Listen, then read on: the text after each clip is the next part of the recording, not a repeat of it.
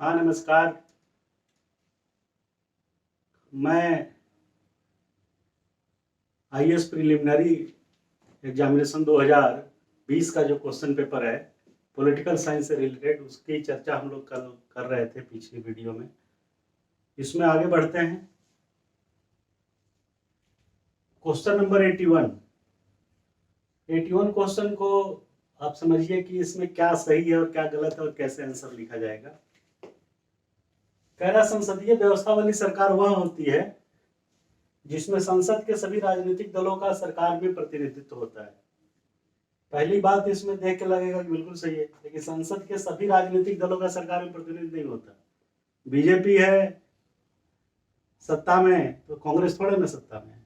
ध्यान दीजिए, एक ही वर्ड है सभी, सभी वर्ड लगा दिया, सेंटेंस गलत हो गया, ये गलत। सरकार संसद के प्रति उत्तरदायी होती है और उसके द्वारा हटाई जा सकती है, ये बिल्कुल सही सेंटेंस है। सरकार जो है सदन, हाउस ऑफ पार्लियामेंट, लोकसभा के प्रति उत्तरदायी होती है और उसके द्वारा हटाई जा सकती है, राज्यसभा से कोई लेना देना नहीं है। तीसरा है सरकार लोगों के द्वारा निर्वाचित होती है और उनके द्वारा हटाई जा सकती है।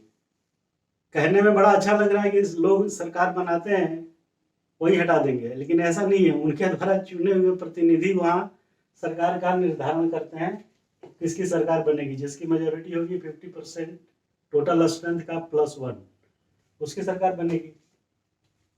तो ये जो कहना है कि लोगों के द्वारा बनाई निर्वाचित होती है और उनके द्वारा हटाई जा सकती है, गलत हो गया। उनके द्वारा नहीं हटाई जाती, किसके द्वारा हटाई जाती है? लोगों के द्वारा चुने हुए एमपी या एमएलए, जैसे हाँ एमपी संसद की बात कर रहा है, तो ये सी भी गलत हो गया। डी, सरकार संसद के द्वारा चुनी जाती है, बात तो सही है, किंतु निर्धारित समय अवधि के पूर्ण होने के पूर्व हटाई नहीं जा सकती, ये गलत है। कैसे गलत है? क्योंकि जब कभी भी सरकार की गठन के 6 महीने बाद और 2 अविश्वास प्रस्तावों के बीच कम से कम 6 महीने का गैप होते रखते हुए समय से पूर्व हटाई जा सकती है, यदि सदन में विश्वास मत के दौरान उनको टोटल संख्या और जो उपस्थित लोग हैं उनका 50% +1 से कम हो जाए। ध्यान रखिएगा, साधारण बहुमत होता है इसके लिए 50% +1। अगर इससे कम हुआ तो सरकार गिर जाएगी, मिनिमम इतना रहा सरकार चलती रहेगी। तो समय से पूर्व कभी भी हटाई जा सकती है विश्वास प्रस्ताव के द्वारा। तो ये इसमें इस क्वेश्चन का आंसर क्या हुआ कि संसदीय व्यवस्था वाली सरकार वो होती है जिसमें सरकार संसद के प्रति उत्तरदायी होती है और उसके द्वारा हटाई जा सकती है। So simple. 82 की बात हम लोग कल कर चुके थे, 83 हो गया था। 84 में क्या कह रहा है? 84 कहाँ चला गया भाई?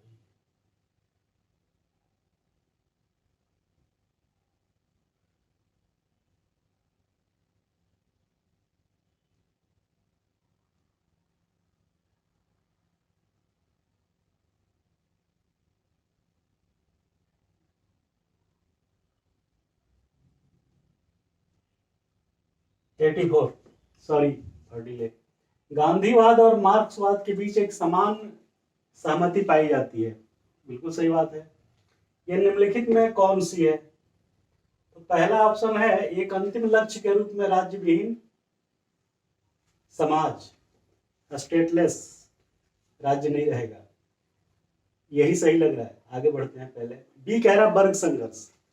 तो क्लास कन्फ्लिक्ट को गांधी जी कभी नहीं मानते थे।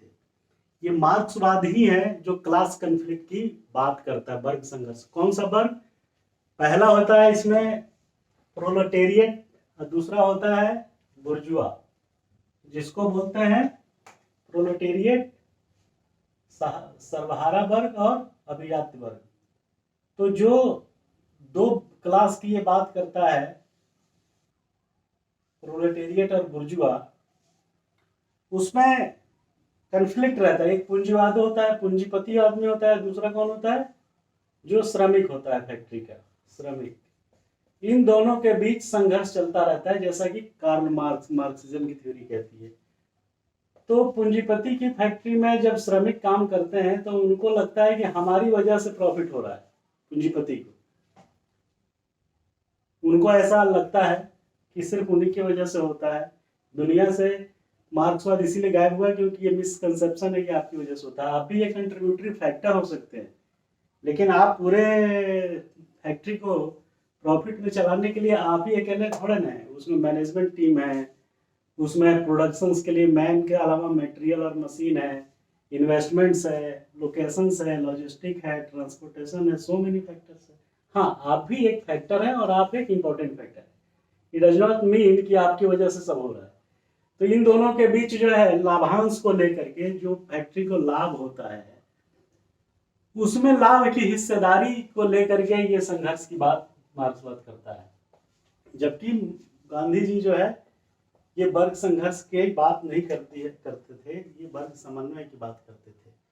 वो कहते थे कि जो पूंजीपति है वो अपनी संपत्ति को ट्रस्ट की तरह एक ट्रस्टी के रूप में समझे और उससे जो है उसकी आगे आने वाली पीढ़ी उस ट्रस्टीशिप ट्रांसफर होता रहेगा और समाज के जो जो कमजोर वर्ग है, जो श्रमिक वर्ग है, उसको जो है कंपनसेशन जो है ट्रस्ट के थ्रू मिलता रहेगा।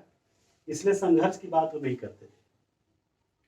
पूंजीपति को भी ट्रस्टीशिप के रूप में उसको सपोर्ट करते थे। तो वर्ग संघर्ष जो समान नहीं हुआ। तीसरा है निजी संपत्ति की समाप्ति। गांधी जी निजी संपत्ति की समाप्ति की बात नहीं करते थे, तो कहते थे पूंजीवाद है, पूंजीपति है, उसका रहना जरूरी है, बस वो संपत्ति का ट्रस्टी है, लेकिन उसको समाप्त होने की बात नहीं करते थे। निजी संपत्ति का कंसेप्ट जो है अगर आप समाप्त करने की बात करें तो मार्क्स करता था। वो कहता था नहीं, सबको समान वेतन मिले, सबको समान नहीं बल्कि आवश्यकता के अनुसार वेतन मिले और काम योग्यता के अनुसार। अब आप ही बताइए कि ये कैसे संभव है कि एक डॉक्टर, एक इंजीनियर को तनख्वाह कम इसलिए मिले क्योंकि उसके बच्चे कम हैं, एक दो बच्चे हैं, और एक जो है श्रमिक वर्ग का कोई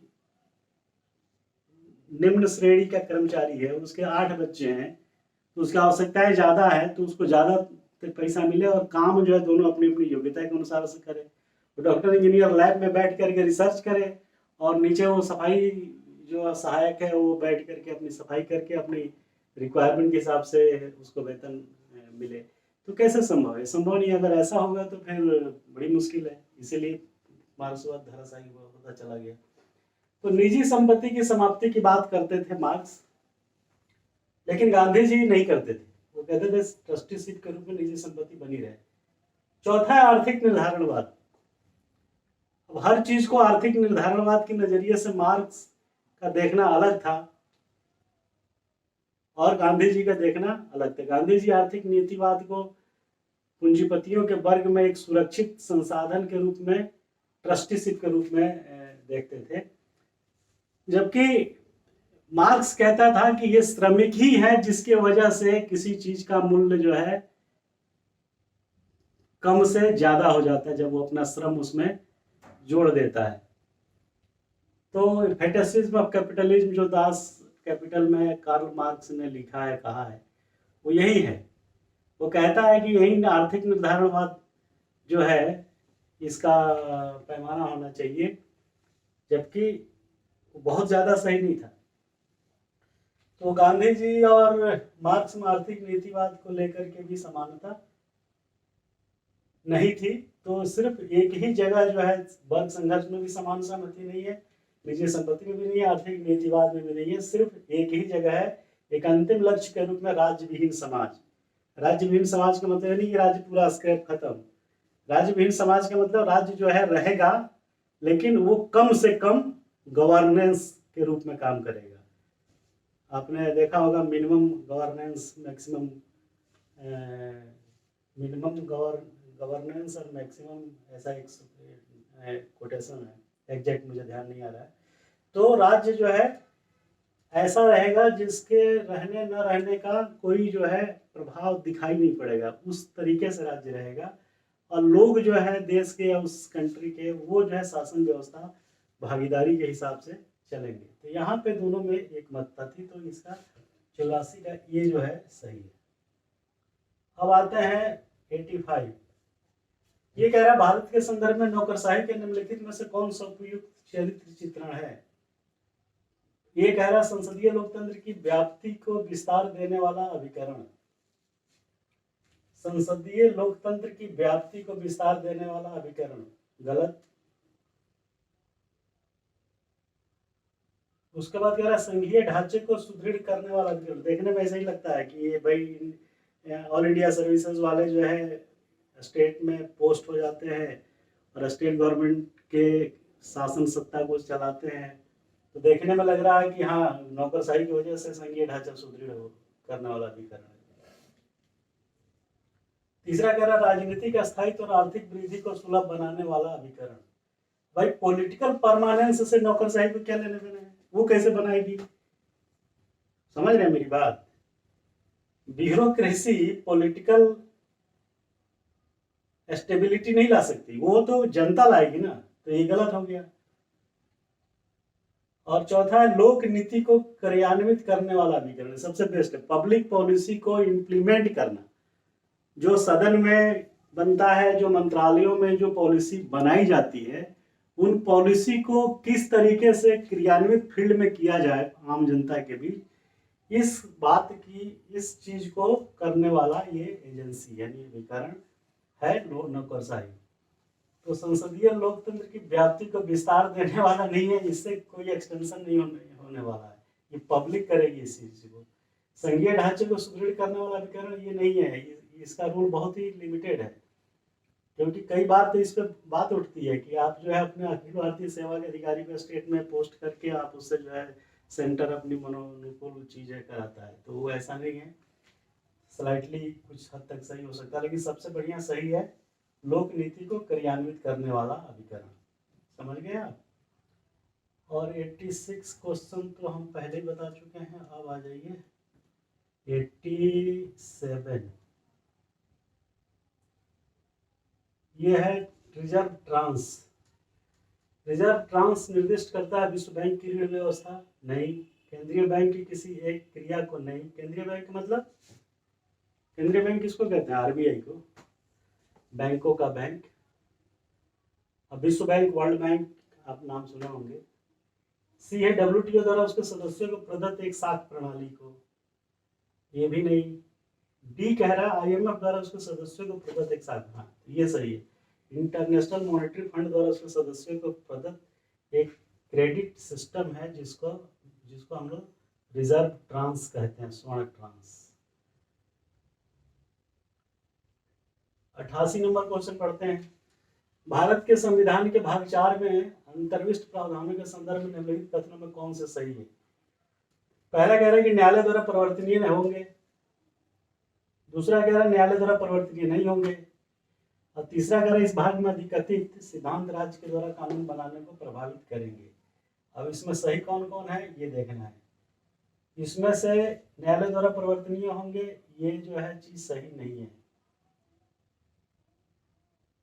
और किसी भी न्यायालय द्वारा परिवर्तनीय नहीं होंगे, ये बात जो है सही है। और अधिकथित सिद्धांत राज्य के द्वारा कानून बनाने को प्रभावित करेंगे, तो केवल 2 और 3 सही है, मतलब डी। डी पे आप सही का टिक लगाइए, आगे बढ़िए।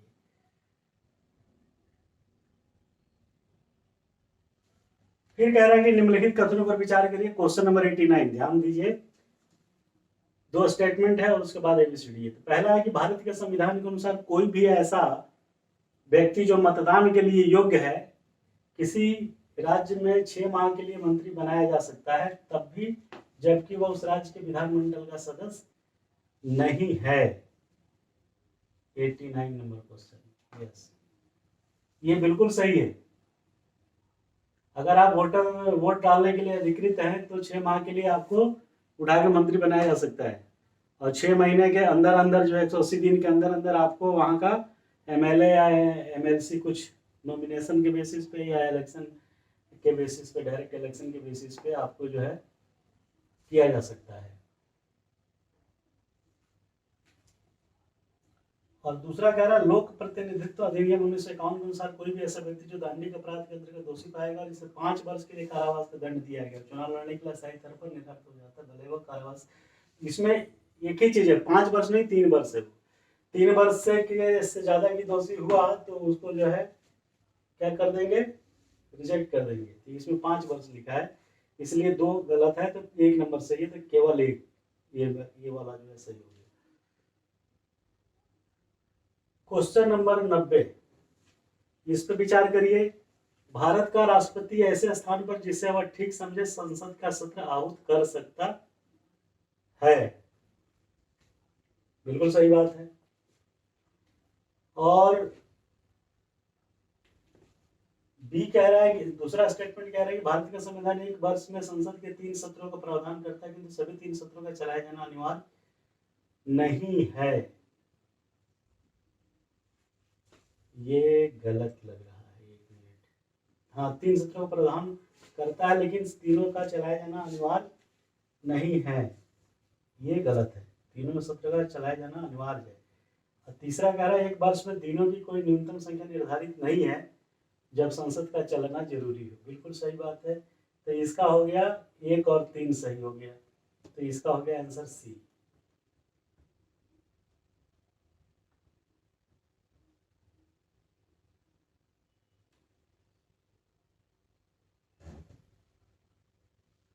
तो इस तरीके से क्वेश्चन को समझना, कोरिलेट करना अपनी पढ़ाई को ज्यादा जरूरी है, तभी काम बनेगा, अदरवाइज नहीं बनेगा।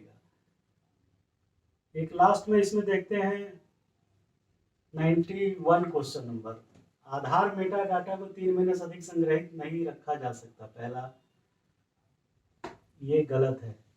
राज्य कॉर्पोरेशन से आधार डेटा को साझा करने के लिए कोई अनुबंध नहीं कर सकता, ये सही है। आधार बीमा उत्पादों को प्राप्त करने के लिए अनिवार्य है, ये कुछ जरूरी नहीं है। नहीं, ऐसा जरूरी तो नहीं लग रहा।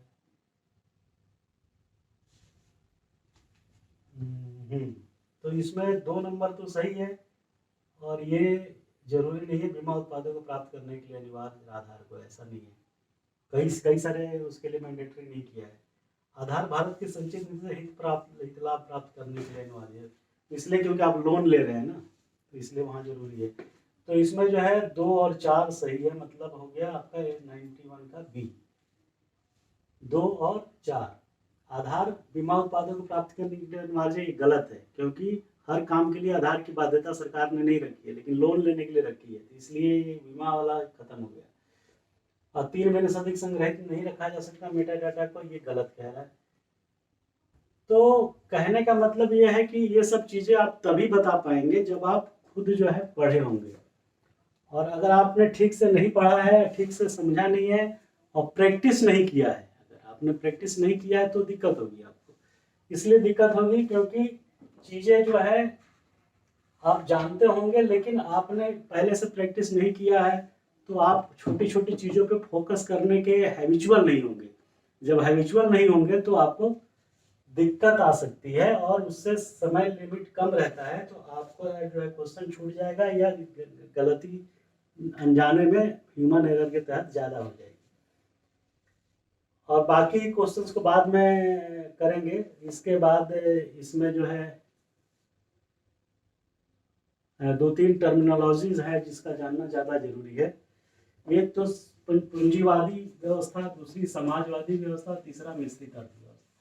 ये बड़ा कंफ्यूज करता है, बहुत ही सिंपल चीज है, आप इसको समझ लें, आपको आसानी हो जाएगी। इसको ऐसे समझ लीजिए कि समाजवाद, पूंजीवाद और मिश्रित अर्थव्यवस्था, ये बेसिकली सोशियो इकोनॉमिक कंसेप्ट है, बहुत ज्यादा यूज होता है। तो समाजवाद में क्या होता है कि स्टेट जो है इंटरफियर करता है और खुद ओन करता है प्रोडक्शन, डिस्ट्रीब्यूशन, ये सारी चीजों को। तो ये व्यवस्था जो है स्टेट कंट्रोल है, राज्य के द्वारा।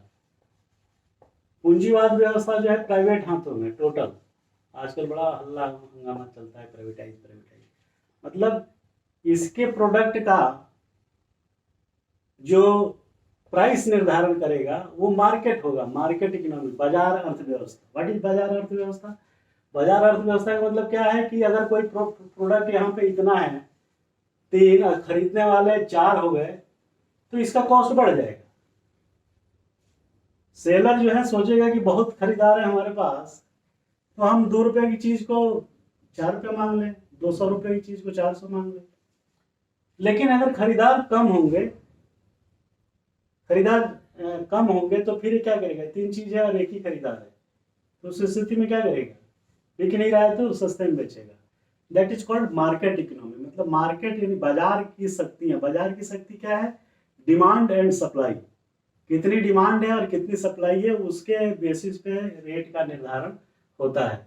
तो प्राइवेट हाथों में जाने से लोग इसीलिए डरते हैं कि हर चीज का निर्धारण बाजार करेगा।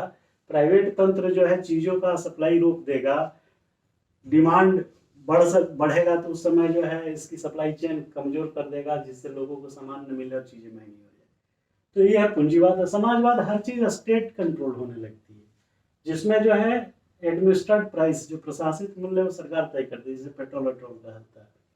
लेकिन जब पूंजीवाद में आता है तो इसका मतलब ये नहीं है कि सरकार यहाँ चुप बैठती है। सरकार जो अपने रेगुलेटरी विनियामक आयोग और प्राधिकरण ये सब बना करके रेगुलेटरी एजेंसी के थ्रू इन पर नजर रखती है, इनसे ताकि टैक्सेशन तो लेती है। और तीसरा कंसेप्ट है मिश्रित।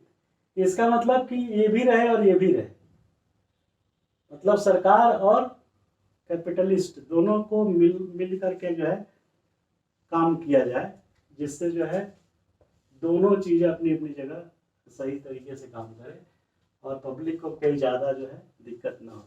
डिमांड सप्लाई खाली मार्केट इकोनॉमी ना तय करे, बल्कि सरकार भी तय करे।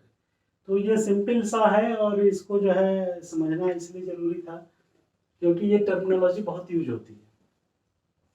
दूसरी एक टर्मिनोलॉजी हमारे दिमाग में आ रहा था, वो है एग्जिट पोल और ओपिनियन पोल। आपने नाम बड़ा सुना होगा, एग्जिट पोल और ओपिनियन पोल, ये क्वेश्चन आता भी है। एग्जिट पोल का क्या मतलब है और ओपिनियन पोल का क्या मतलब है? देखिए, दोनों में सिंपल डिफरेंस है। दोनों मतदान सर्वेक्षण है, सर्वे होता है। तो एग्जिट पोल में और ओपिनियन पोल में, ये दोनों में सिंपल अंतर ये है कि एक जो है एग्जिट पोल तब होता है जब वोट डाल दिया जाएगा। जितने लोगों ने इस पेटी में वोट डाला, इस वोट पेटी में डालने के बाद जब वो दरवाजे से बाहर जाते हैं तो गेट पे पूछा जाता है आपसे कि आपने किस पार्टी को वोट दिया, धीरे से बताइए। तो उससे जो सर्वेक्षण निकलता है कि किस पार्टी को ज्यादा वोट गई है, तो उसको बोलते हैं एग्जिट पोल। क्लियर है? और ओपिनियन पोल क्या है? ये चुनाव में वोट डालने से पहले हम आम मतदाताओं के पास जा करके सर्वे किया जाता है कि आप किसको वोट डालेंगे, आपकी क्या ओपिनियन है। तो ये हो गया जनमत सर्वेक्षण जो है चुनाव वोट डालने के बाद, और यह ओपिनियन पोल वोट डालने के पहले। ध्यान देना मेरी बात पे, ये सिर्फ पहले और बाद का चक्कर है, बाकी सेम है। और उसी में लिख देगा स्टेटमेंट में कुछ ऐसी चीज जो आप एक वर्ड को नहीं पकड़ेंगे, पूरा सेंटेंस जो है मिस इंटरप्रेट हो जाएगा। तो इस चीज का ध्यान रखिएगा आप, क्योंकि शब्दों को पकड़ना जरूरी है। एक ही शब्द होता है पूरे क्वेश्चन में जो आंसर को वेरी करा देता है, चेंज करा देता है। समझ गए? तो इसीलिए एक एक शब्द का मायने है और उस शब्दों पे ध्यान दीजिए, अदरवाइज दिक्कत हो जाएगी। एक शब्द होता है रेफरेंडम। What is referendum? अक्सर कई बार कुछ लोग जो है रेफरेंडम की बात करते हैं। जनमत सर्वेक्षण, किसी पर्टिकुलर मुद्दे पे पब्लिक की, जनता की, वहां पे रहने वाले उस भौगोलिक क्षेत्र में लोगों की राय जानना कि वो क्या चाहते हैं, क्या सोचते हैं, क्या करना चाहते हैं, उसे कहते हैं रेफरेंडम। एक होता है care taker government. Care taker government का हिंदी होता है काम चलाऊ सरकार। इसका मतलब ये मत समझ जाइएगा कि सरकार गिर गई तो उसको हटा के किसी दूसरे पार्टी को बैठा दिया गया कि भैया तू काम चला जब तक। ऐसा नहीं होता है। केयर टेकर गवर्नमेंट का मतलब ये होता है कि जो गवर्नमेंट पद पे थी, पदस्थापित थी, परंतु वो किसी कारणवश वो उसका विश्वास मत सदन में खो दिया, तो अगला कोई सरकार बनने तक उसी सरकार को, एग्जिस्टिंग सरकार को अपनी शासन व्यवस्था, कार्यालयीन व्यवस्था, शासन सत्ता व्यवस्था चलाए रखने के लिए अनुमति राष्ट्रपति द्वारा दी जाती है, उसको बोलते हैं केयर टेकर गवर्नमेंट। आप ये मत समझ जाना कि सरकार गिर गई तब बीजेपी की गिर गई तो कांग्रेस वालों को ले बुला के बैठा दिया कि लो भैया जरा आप ही चला दो थोड़े दिन, ऐसा नहीं होता है। तो ये बारीकी है, बारीकी को समझिए, अदरवाइज आप बढ़िया आंसर नहीं निकाल पाएंगे। डिसेंट्रलाइजेशन ऑफ पावर एक वर्ड होता है, सत्ता का विकेंद्रीकरण, जो पंचायती राज सिस्टम में जो सरकार ने किया था कि सत्ता जो है ग्राम स्वराज्य तक जाना चाहिए, ग्राम शासन तक जाना चाहिए, ग्राम पंचायत तक जाना चाहिए, जो मुखिया सरपंच का कंसेप्ट आपने गांव में देखा होगा। तो डिसेंट्रलाइजेशन ऑफ पावर माने सारी पावर एक जगह इकट्ठी ना होकर के स्व शासन के अंतर्गत जो है सबको पावर का, सत्ता का उपयोग, उपागम बताना, देना, हैंड ओवर करना। वयस्क मताधिकार आप जानते ही हैं, एडल्ट फ्रेंचाइज, जो लोग 18 साल से अधिक उम्र के हैं वो वोट डाल सकते हैं किसी भी पार्टी को जो उनको पसंद हो। एक होता है दबाव समूह, मतलब ये लोग अनौपचारिक होते हैं, दबाव समूह, प्रेशर ग्रुप, लेकिन ये जो है लॉबिंग करके अपने मनोनुकूल जो है नियम बनवाने से लेके, नीति बनवाने से लेके और अपने पक्ष में सरकार को, शासन व्यवस्था को अपने हित में उपयोग करने का प्रयास करते रहते हैं, उसको बोलते हैं दबाव समूह। और विशेष बहुमत और साधारण बहुमत, एक शब्द सुना होगा आपने। साधारण बहुमत मतलब जिसमें 50% +1 वो हो गया साधारण बहुमत, और विशेष बहुमत हो गया 2/3 टोटल स्ट्रेंथ का 2/3 और वोट डालने का जितने लोग उपस्थित हैं वो, अगर कोरम पूरा है, कोरम पूरा करने का भी एक अलग है। तो 2/3 जो हो गया वो हो गया विशेष बहुमत, और विशेष बहुमत में भी 2/3 प्लस आधे से अधिक राज्यों का, जैसे मौलिक ढांचा वांचा में कुछ अगर चेंज करने की बात आती है तो आधे से अधिक स्टेट भी यहाँ आ जाएगी, 2/3 पार्लियामेंट प्लस आधे स्टेट। तो इसको बोलते हैं विशेष बहुमत और इसको बोलते हैं साधारण बहुमत। एक शब्द होता है प्राकृतिक न्याय, नेचुरल जस्टिस। नेचुरल जस्टिस का मतलब जो है व्यक्ति की गरिमा को, व्यक्ति के जो मान सम्मान है उसको ध्यान में रखते हुए न्याय की संकल्पना को चरितार्थ करना। किसी व्यक्ति की जीवन जीने की जो गरिमा है उसको ध्यान देना और उसको बिना सुने कोई जो है निर्णय न लेना, दैट इज प्राकृतिक न्याय। जनहित याचिका एक शब्द है, पब्लिक इंटरेस्ट लिटिगेशन। आप पोस्ट कार्ड के द्वारा भी न्यायपालिका को किसी व्यापक सामाजिक के मुद्दों पर आप अपनी जो है राय, अपनी विचार, अपनी कंप्लेंट भेज सकते हैं पिटीशन के रूप में, और न्यायालय जो है सुप्रीम कोर्ट जो है उस पर कार्रवाई करता है, सुनता है आपकी बात को। तो जनहित याचिका उसको बोलते हैं जो समाज के व्यापक लोगों के हितों से जुड़ा हुआ है। और एक शब्द है राजभाषा और राष्ट्रभाषा। तो राजभाषा जो है ऑफिशियल लैंग्वेज होती है, जिस भी स्टेट गवर्नमेंट की है, जिस जहाँ की भी, उसको बोलते हैं राजभाषा। राजभाषा मतलब ऑफिशियल लैंग्वेज, कार्यालयीन भाषा, काम ऑफिसर्स में काम करने की भाषा, उसको बोलते हैं राजभाषा। और एक होती है राष्ट्रभाषा जो पूरे देश में बोली जाती है, जैसे हिंदी राष्ट्रभाषा के रूप में स्थापित है। और राजभाषा हर स्टेट की जो कार्यालयों में काम करने की भाषा होती है उसको बोलते हैं राजभाषा। तो इन टर्मिनोलॉजी के साथ आज का वीडियो यही समाप्त करते हैं और पुनः वही बात दोहराते हैं कि जब आप एग्जाम में बैठें तो सेंटेंस जो दिया है, क्वेश्चन का जो सेंटेंस है उसको ठीक से पढ़ें, एक एक शब्दों को आप हाईलाइट करें, अंडरलाइन करें और मनन करने के बाद तब आप सही आंसर निकालें नेगेटिव तरीके से कि ये नहीं होगा, वो नहीं, ये दूसरा नहीं होगा, ये नहीं होगा, तो आसानी होगी। लेकिन अगर एक एक शब्द को आपने फोकस नहीं किया जैसे हमने बताया तो आंसर की प्रोबेबिलिटी गलत होने की ज़्यादा हो जाएगी। इसलिए कृपा करके हमारी सलाह को सुने।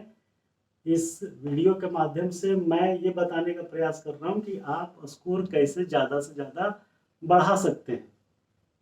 पढ़ाई तो आप किताब से कहीं तमाम संसाधन है वो आप कर सकते हैं, करते ही हैं, लेकिन उन चीज़ों को कैसे सहेज करके, कैसे जो है दिमाग में रख करके और कैसे रिप्रोड्यूस करें, वो मैं बता रहा हूँ। तो इसीलिए जब भी क्वेश्चन को पढ़ें तो उसके एक एक शब्द पे फोकस करें, दिमाग लगा के ध्यान से देखें, उसी एक शब्द की वजह से पूरी जो है आंसर जो है बदल जाती है। फिर मिलेंगे अगली वीडियो में, तब तक के लिए नमस्कार, थैंक यू वेरी मच।